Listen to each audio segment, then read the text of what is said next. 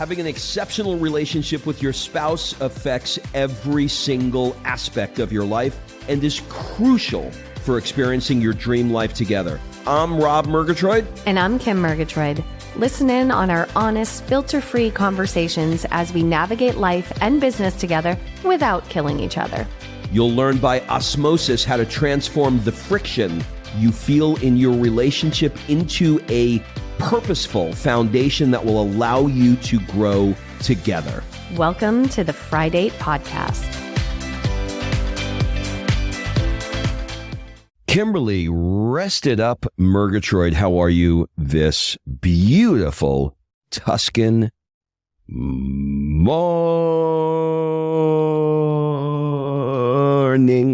Was that your Joe Dispenza? Yeah. If you've ever listened to Joe Dispenza do a meditation, that's pretty much what it sounds like.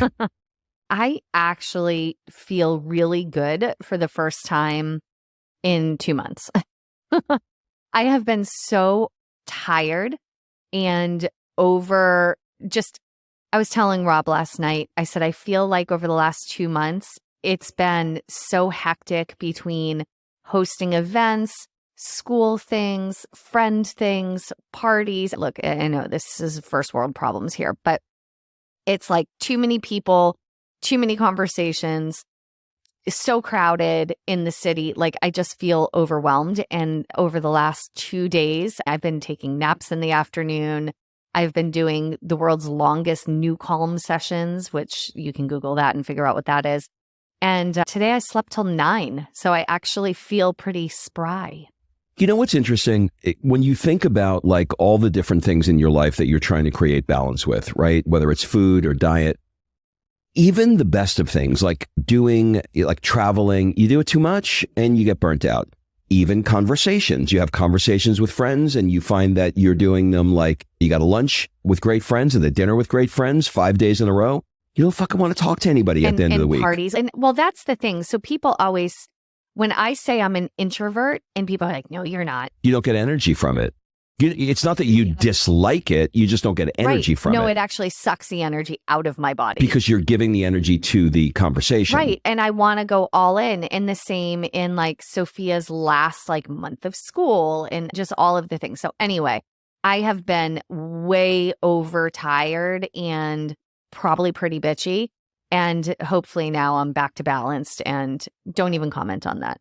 Like I can see your face. Which part, the balance or the bitchy? The bitchy. I can see your face right now debating whether or not. I was debating. Yeah. I was debating, but you'll be happy to know. The fact that you paused tells me what you were about to say. I was debating to run through your behavior in the last couple of weeks and say, was she bitchy? And there was a part of me that leaned on that side, but then the other part went, considering how little sleep you have gotten, because you got a dog that jumps in the bed in the middle of the night, and you got a baby that it's not so much of a baby anymore. Yeah. Jumps into the bed. You're like a dolphin. You sleep with one eye open. I do. And I sleep like Lucille Ball with a mask and hair curlers on at night. But listen, this is not why we're here today. It is not why we're here. We're here today so that you can tell me what to do. Tell me what to do. All I want to know is I want to be successful. I want $1 million. How do I do it? How do I write a book? I want to be a successful life coach. Tell me how to do that. I want to fly a penis-shaped rocket to the moon, just like Jeff Bezos. How do I do that? Are you done? Yeah. Okay. Do you know how many times I've heard you have that exact conversation? Being on the asking side? Uh-huh. Okay, so you did this. I want to do that. How do you do it? You did this. I want to do that. How do you do it? How long have we been together? Almost 20 years? Okay, it's been that long. So it's been 20 years of me listening to you ask that question. Up until recently, you have not asked that question. And it's interesting because like right now you're writing a book and you've never done that before. You have asked other authors for what's their best advice, what method did they use, but it was more in a fact-finding mission and less in a give me the exact blueprint to get a New York Times bestseller. I've never heard you ask that. And so I feel like you're fixed. I feel like maybe you were broken. Okay, but let's go back to why. Because I always like my friend Matt, who, by the way, is on his way in the air, I believe. We can only hope. We can only hope. She's trying to come visit us in Florence, and then we're going to fly to Greece together. So I'm excited that we're going to fly to Greece together. So I'm excited that he's coming. Well, okay. I went to so many Tony Robbins seminars, and I remember him standing on stage saying, if they've achieved a result, you can achieve the same result too. You have a nervous system just like they have a nervous system. Find out their strategy and duplicate it. Like that. By the way, that was not a bad Tony. That was good. So you've done Joe and Tony. Who's next? Who's next? So when I think about that, I'm like a little poor schmuck from Queens going like, okay, my dad was a truck driver. Like nobody taught me how to be successful. That's what he told me to do. I've been going to Tony Robbins seminars since my first one is 1984. This is what he told me in 1984. I've been doing it. I'm 56. I've been doing it since 1984. Okay. Because he told you what to do. Because he told me what to do. Isn't that funny? Well, but here's the thing. Okay. So this is where it gets confusing. If you want to achieve a result with your body, there is a strategy. You eat this food, you do this training, you're going to get this six pack. Okay, pause. There just is. No. Pause. There are 10,000 strategies. Fair, but you can obtain a strategy to reproduce that results. Yes and no. It's more science-based, but yes. So it's like an experiment. There are things that are experimental in nature, and then there are things that are suggestive. Okay, hold on a second. If I said to you, give somebody a strategy that if they did exactly what you say, could you come within 80% of getting them what they want? If they did their body, if you did exactly what you tell them. Obviously, that's the point. So there are things that are absolutely duplicatable strategically. Baking a cake. Okay. Right. In fact, that is Tony's entire MO. Yeah. Take the cook in the kitchen. Stop their hand when they grab flour. How much flour is in there? No. That's exactly it, though. But what do we always say about the food? When someone makes something and it's extra good, what do you tell Sophia when she makes cookies that are extra amazing? She put a lot of what in it? She stuck a foot in it. No, she put a lot of love. That's the Southern way. That's what they say in the South. You stuck your foot in it, means the same thing. That's disgusting to me. But yeah, they put a lot of love in it. And you can taste food that has love in it. And love is not something you can go to the grocery store and get. And so there's a difference between baking a cake and baking a cake with love. And I know people are right now going, isn't the fucking different? But there is. So there are things that are, yes, okay, so some things in life, there's a recipe. There's follow the recipe, you get the cake. Follow the diet, you get the body. Follow whatever. Marie Kondo, here's how you fold your underwear to make it stack up all nice and pretty. Sure, there are things like that. But wait for it. Success is in business is not an exact science. Go ahead. Yes, this is exactly my point. This is what I'm trying to say.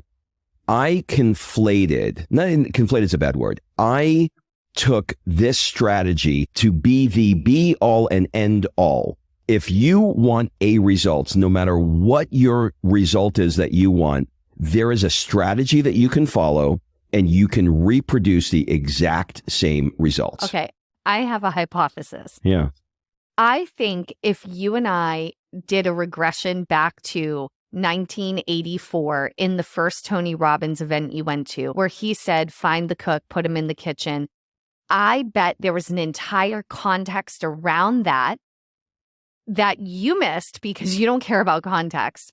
And you just took the strategy. And I bet because there's other things that Tony talks about with your 6 needs, right? And there's so many other things that all relate to this. So in fairness, what he also says additionally, so he said basically his ethos, and anybody can YouTube it and you don't even need to because we've all watched Tony a million times. He says over and over again, if somebody gets a result, you can get a result too, right? They have a strategy, you can duplicate the strategy and you can get the result.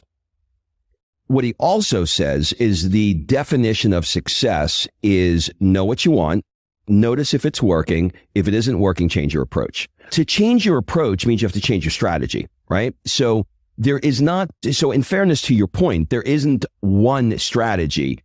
I know what he's trying to say. He's trying to say, like, look, if you can look at somebody in absolute awe and go, how did you lose 150 pounds? How did you write a best-selling book? And the answer is they wrote the book one paragraph at a time. They changed their body one block at a time. There was a strategy that was involved. The problem is that strategy, you can't take that to that extreme. So I would say, like, I'll just call myself out on this. I think my coach, Chris Goodman, listens to this podcast. I don't know. He's probably tired of listening to me. So listen, if he is, and you're about to say what I think you're about to say, he's going to be like sipping a bourbon and cheersing to this, even if it's 9 a.m. So he's a guy that has been really pounding me to dig into my own soul, find out what it is that I really want, and create that myself. And I remember he said to me once, he texted me, and he said, because I was like, I'm confused. I've got all these different brands, right? I've got like, I talk about Italy and I talk about success, and I have a coaching business, and we've got these travel events that we do, and I feel like I'm all over the place. And he said to me, what is Gucci? They sell keychains, they sell books, they sell clothes, they sell cologne, they sell lifestyle. Like a brand is whatever the fuck you decide that it is, right? And so how this relates to the conversation is, if you're trying to duplicate somebody else's strategy and not create your own brands, not create your own thing that you want to do, and it, like, that one piece, I don't know if that makes sense to you or if it makes sense to anybody listening, but that one piece, what it did was it gave me the breadth of room to create all the things that were inside of me. And I hate this word, but it gave me permission to say, it's anything I want it to be. It's any way I want it to go. So how this relates to you listening is, when you're someone who wants to build a business, build a brand, build something along that line, you're listening to podcasts, you're going to seminars, you're listening to people who have walked the path before you, and you're looking to duplicate their exact strategy. Here's the thing. There's the tangible things. There's the recipe, right? So I'm going to use weight loss as my example, and then I'm going to use you as an example. So in weight loss, you just said, could I give someone the strategy? Sure. So there's food, there's exercise, there's water, there's sleep, right? To name a few. That would be the recipe for it. But what are those other intangible things? There's the motivation. There's the why behind they want to lose weight. So you can take the same strategy as someone who lost 150 pounds, but your motivation may not be the same. Your why may not be the same. Your support system may not be the same. Your dedication may not be the same. And those are the intangible things. So come to someone like you. You get a lot of people reach out to you and they're like, I want to be a life coach too. I want to host masterminds too. I want to host international events around the world too. Tell me how you did it. And so what they see on the outside is, man is chiropractor, man changes business career to podcast, man changes coaching, adds international events and masterminds. And so they see that outward thing. You know, when you see that meme and it has the mountain, right, above the water, and then it shows you what's below the water. It's like that success poster. So all the things they see is, Rob's a chiropractor, Rob changes his career, becomes a podcaster, adds events, becomes a life coach. What they don't see is 30 years as a business owner, both in person and digital online businesses, everything from ebooks to seminars to whatever, like courses. We've done it all. Okay. So you've got 30 years of actual business experience, owning multiple clinics, having many employees, hiring, firing, online, outsourcing. So then you have your own personal life challenges of 56 years, right? The family you grew up in, the divorce you went through, the putting yourself through medical can I call that chiropractic school, medical school? I don't know. All of those things, like how you overcame it. You just said you've been doing personal development since 1984 when it was called self-help, right? and it was like shunned, and it had a tiny section in the back of a Barnes and Noble. It was almost like a porn booth. Like if you were in the self-help section, there was something wrong with you. Debbie Does Dallas was right next to Tony. Exactly. And so you've been doing personal development since some life coaches weren't even born. Like you have 40 years of a life personal development experience. What they don't see is the number of books you've consumed, the number of events you've been to, the amount of the amount of journaling, the amount of things you've done over 30, 40 years to add tools to your toolbox. And so they don't see that underneath it all. And they just see guy jumps from one career to the next. I can do it too. They don't see what your toolbox is filled with. Those are all the intangibles. So when someone comes to you and says, how do I do it? It's not throw up a website and start telling people what to do. There's so much behind it, and there's so much intangible that makes you the coach you are. Like, let's talk about the events for a second, because there's people that are like, I want to host events around the world and lead people to do cool things. And they're mimicking what you did with Work Hard, Play Hard, which I think is great, by the way, because the more people that travel, the more global citizens we have. Again, Rob hosts events, takes people around the world, does cool shit. What they don't see is that we built an initial company for 10, 15 years called Jet Set Life, where we traveled the world, wrote 20 guidebooks, produced 20 travel shows, made deep connections in 20 destinations around the world with people that own and manage hotels, with people, vendors. Like, the reason your events are the way they are is because the 15 years of connections that we made in that other company that was not successful. Like it's not just, that you popped in now. And so I think that's the biggest problem when you're following someone on social media and they're like, here's my morning routine. Here's how I did courses. What you're not getting is all the stuff they're not even thinking about that got them to that point.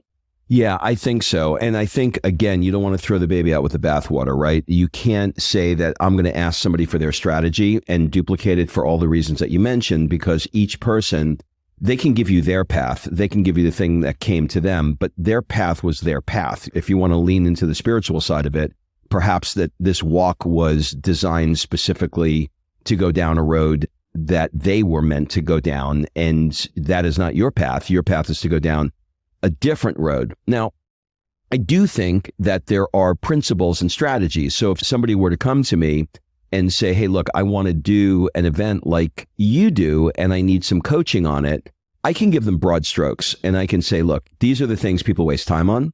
These are the things that are important. Make sure you watch your budget. Make sure that, like, these are principles that they can use as feathers in their cap, or, as arrows in their quill to utilize and deploy when they need to. But the path in which they're going down has got to be a path that comes internally from a motivational standpoint and a spiritual standpoint. And also things change. Like, we have some friends who are very successful here in Tuscany at what they do. And some of them, let's say they had success in the 90s or the 2000s, and I'll ask them about certain things and they'll say, man, the market's so different now. Like, it's not even the same. So what I did to become the super professional XYZ, I can tell you about it, but it's not going to matter. So, I was just watching a TikTok with, what's that handsome guy's name? Ryan Reynolds. You knew that quick. Not only is he handsome, Ryan Reynolds, what did he just bought, like $1 billion London team, British team? He's the co-owner of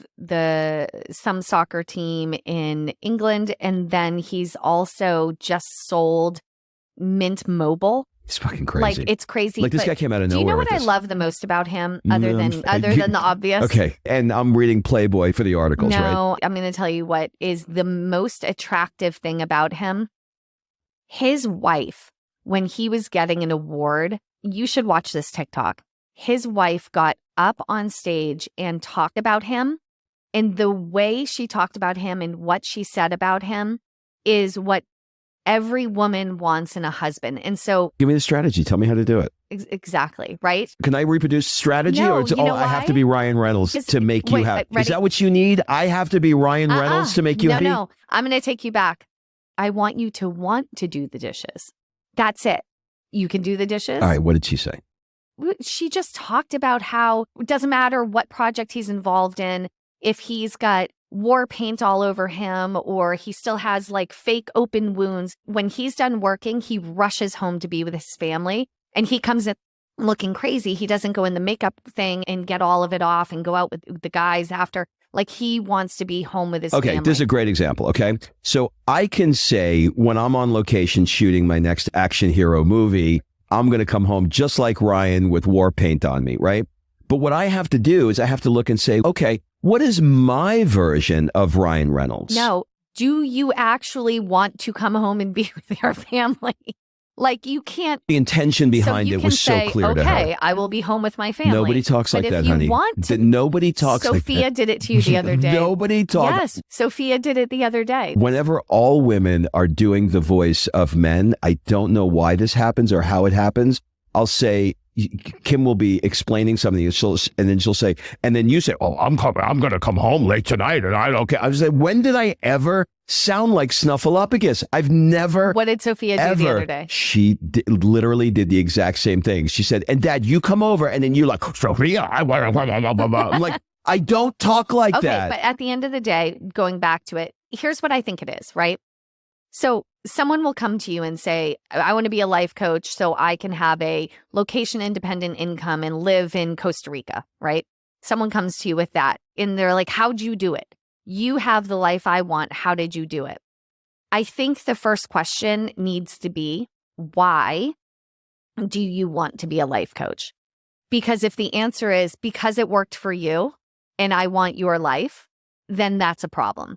Because then open a franchise of something, open a McDonald's, I don't know. Like if money is the end result and it's not that you want to be a life coach, then chances are you probably don't have the tools in the life coach bucket to do it. You're just doing it because it worked for you and I want what you want. And so therefore I will do what you do. Yeah. How many times have you fallen into that? There's not one fucking time where that strategy has ever worked. It hasn't. From I want to open 10 offices in 10 years, which is something that I wanted as a chiropractor. I continually spent my life looking at what other people had that I thought perhaps I could also do. I have a bit of an interest in, and you seem happy. But you really just want the end result. But I want the end result. And here's the challenge to the audience. In whatever it is that you're working on and trying to do, why do you want it? If it's because whoever you're modeling looks like they figured it out, that's not a reason. You know what the telltale sign is? I know what the telltale sign is. What is it? When I don't ask anybody anything. And you just do? Like I'll use two examples. If I am like, I have no interest in becoming somebody that's in the fashion business, but I like fashion, right?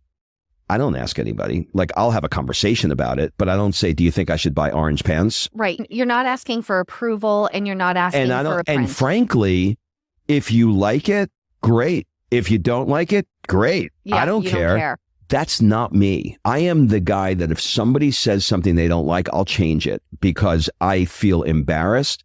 Fashion, I don't give a shit about. Writing, I'm not asking somebody, tell me how to write. What way should I write? What category of books should I write in? Which are the best sellers? What category do I write the book that's going to make me the most money? I don't ask that. No, because you just want to write. But you are asking people who are in the field, what books did you like about writing a book? Broad strokes. What helped you? Yeah, I'm talking to a director like, hey, I'm writing a book that I want to be a movie. What do you think is important for me to know? Exactly. Those kinds of questions are fine. Not what's the exact blueprint of how you get there. It is the path. You cannot find the fucking path. It's not there because you know why? Because it's your path. It's not his path. Christopher Corey, who I follow for fashion stuff, he wound up becoming completely successful. There's no way I could duplicate that path. Yeah. He was a real estate agent that got acquired because he was on Instagram. Right. Like I can't fucking duplicate. You can't duplicate any of it. To your point of all the things that I've done through the years as a chiropractor and then going into podcasts and then doing masterminds and then doing coaching. No one can duplicate that. You can't duplicate that path. You can't duplicate that path. So I think the lesson here for you is whatever it is you're currently working on, why do you want it? Really, really why? Is it because someone else seems like they did it successfully and are happy? And that's one. And two, if you find yourself in the situation where if you ask yourself, is what I'm doing an 11 out of 10? Is what I'm doing something that I am wholeheartedly passionate about and excited about doing and can't wait to do more of it? If you find yourself saying no to that, it is okay to stop and do something else. People get so tied to, well, I've invested so much time, energy, money into this thing, and I don't want to let it go because I need to see it through. We had this with Jet Set Life. We put over a decade of our life into Jet Set Life. And financially, it didn't do what we wanted it to do, which was replace our income. But let me tell you what it did do. It laid the foundation for what we have now. Yeah. And you would have never known it, but we had to let it go to get where we are today. Yes, and people that are the 10-year overnight success, the 10-year overnight success is because that's my point. They have all the things that you in didn't the last 10 years. See. All right, that's it. I think we hit it. We're very passionate about this. Passionate. Yeah. That's it, everybody. Have a great week, and we'll see you next week. Goodbye. Hey, everybody, if you've ever thought about coming to hang out with Kim and I on one of our next Rob and Kim Italia events and you want to learn more, just click the Rob and Kim Italia link in the show notes and add your name and email, and we'll send you all the details as soon as they're available. We are obsessed with this country and how it affects you, and we want to share that magic of culture, food, wine, art, architecture, and some secret magic moments that we've cooked up with you. So be sure to add your name because these events sell out quickly.